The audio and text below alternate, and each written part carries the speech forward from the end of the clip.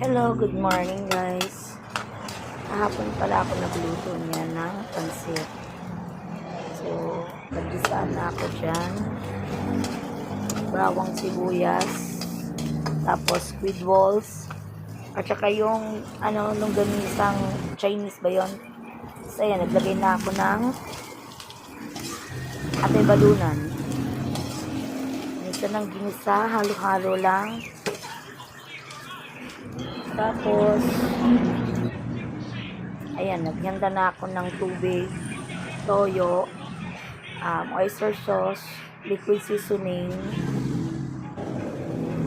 Pinakuluan natin. Nilagyan ko din pala niya ng nor cubes.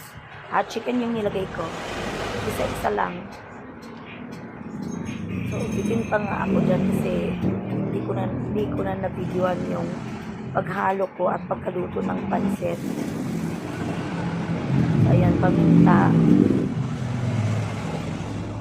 Hindi na pala ako naglagay ng asin dyan guys kasi baka umalat. So naglagay lang ako ng konting asukal din para balanse yung lasa. So ayan, nilagay ko na yung pansit bihon. Tapos sinunod ko na rin dyan ng pansit canton para hindi purong bihon siya. So, ayan. Hinuli ko na rin nilagay dyan yung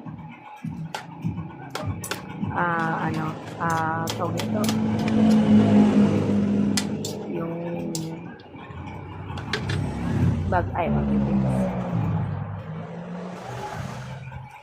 isa yun yan. Yan. Huli ko nang nilagay yan. So, thank you for watching guys. Bye-bye.